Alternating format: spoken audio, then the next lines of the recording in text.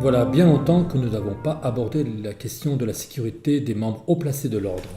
En effet, ces derniers temps, nous avons connu une vague d'attaques mineures. Des attaques mineures, certes, mais qui ne posent de gros problèmes. Qu'en est-il de Ron Alberry ?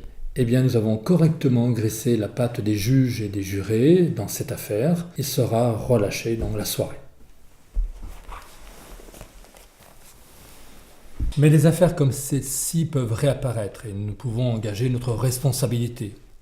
Vous comprenez. C'est pourquoi je vous nomme à la place de Welbert comme chargé de la sécurité. C'est un honneur, monsieur.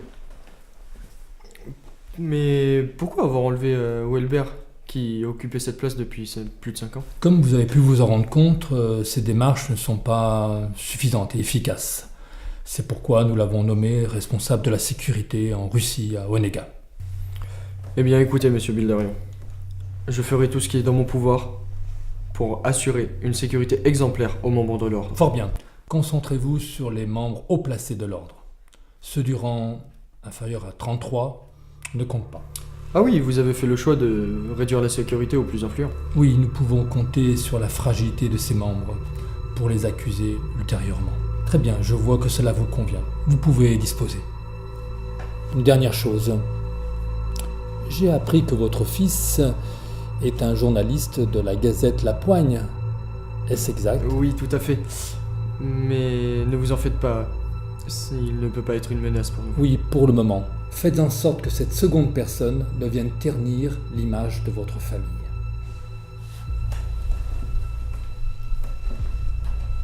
C'est bien toi qui m'as envoyé le mail il y a 2 semaines. Pourquoi tu fais ça ? Je veux vous aider parce que je sais qui vous êtes et je sais ce que vous risquez. Ah oui ? Et pour toi on est qui ? Toi, tu es Mathieu, journaliste à la Gazette La Poigne depuis bientôt 3 ans. Quant à toi, tu es Cassandra, ancienne soldat MK. Vous êtes les enfants du PDG James Redfield. Comment tu sais tout ça ? J'ai mené mon enquête. Si Lucy Mendes voulait que je vous envoie ce mail, ce n'est pas pour rien. Quant à toi, je connaissais quelqu'un qui a essayé de t'aider. L'inspecteur Malor ? Tu le connais ? C'était une des premières personnes qui m'a aidé quand j'ai quitté l'ordre. Il est mort, tué par Marot. Lui aussi mort. Tant mieux, c'était un... Un psychopathe ? Oui. Bon, je répète ma question. Pourquoi est-ce que tu veux nous aider ? Pour faire souffrir ces tarés. J'ai 2 enfants, et c'est pour moi le seul moyen de les protéger. Bon, maintenant, il me faut un laboratoire. Si vous voulez que je trouve une solution à leurs molécules, trouvez-moi un laboratoire. J'ai peut-être une idée.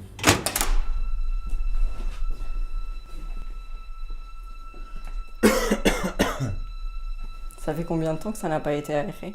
Au moins 2 ans. C'est un ancien laboratoire qui utilise un ami de médecine. On est souvent travaillé lui et moi ici. Qu'est-ce qu'il est devenu ? Il est parti vivre aux États-Unis et moi j'ai gardé les clés.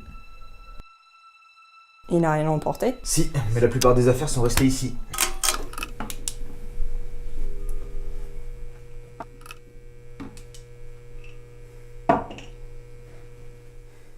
C'est mieux que rien. J'ai même l'impression que certaines machines fonctionnent encore. Ah, c'était un peu notre petit refuge. Pourquoi tu n'y es pas revenu depuis ? Seul, j'y voyais plus l'intérêt. Et puis, je travaille à la Gazette maintenant. J'ai plus le temps. C'est largement suffisant. On va pouvoir faire du bon travail.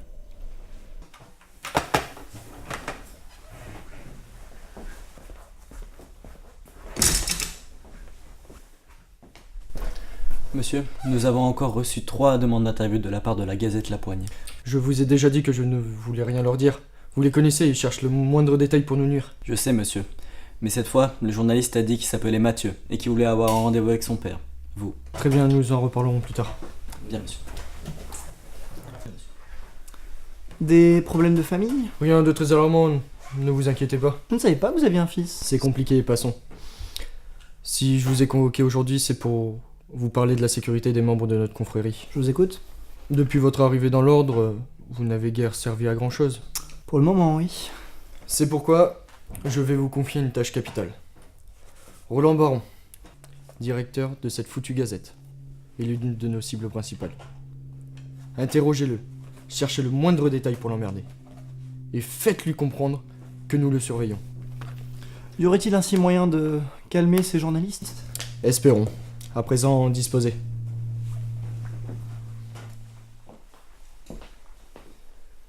des journalistes tels que votre fils, n'est-ce pas?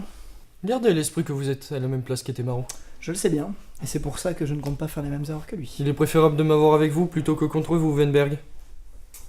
C'est plutôt rare qu'un jeune membre de l'ordre reste à sa place sans l'appui de son mentor. Rare ne veut pas dire impossible. Au revoir, monsieur Hatfield.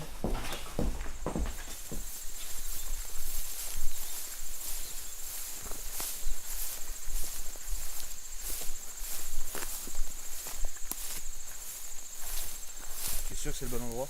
J'espère vraiment. Le message traduit indique ses coordonnées GPS, on verra bien.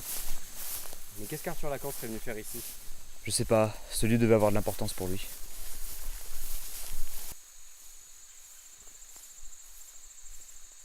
Je crois que c'est là.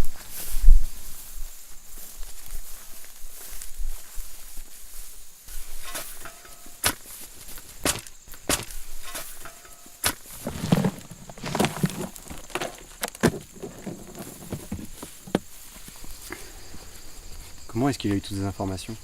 Je sais pas. On va tout examiner en détail. Eh bien, on aura même des gelées sur toutes les régions du nord-est, proches de 0 degré, peut-être même jusqu'à -1, -2 degrés localement. Je vous le répète, un véritable complot.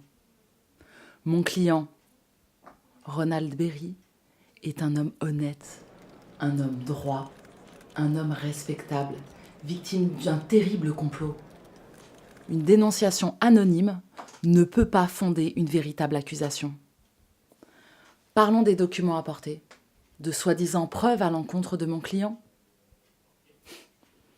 Elles ont été démontrées nulles hier par des professionnels.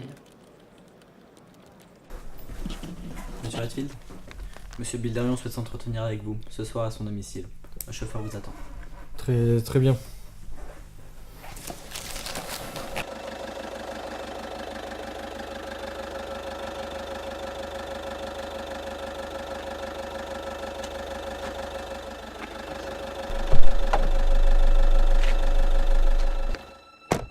Bonsoir.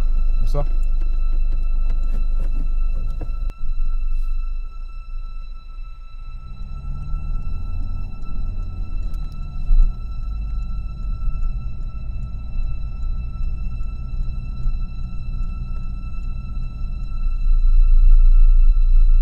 Êtes-vous sûr de la route?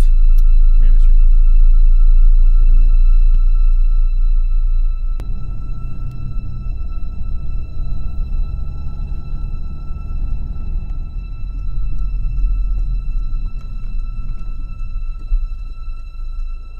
Bon, que faites-vous? Vous voyez bien que nous ne sommes pas au bon endroit.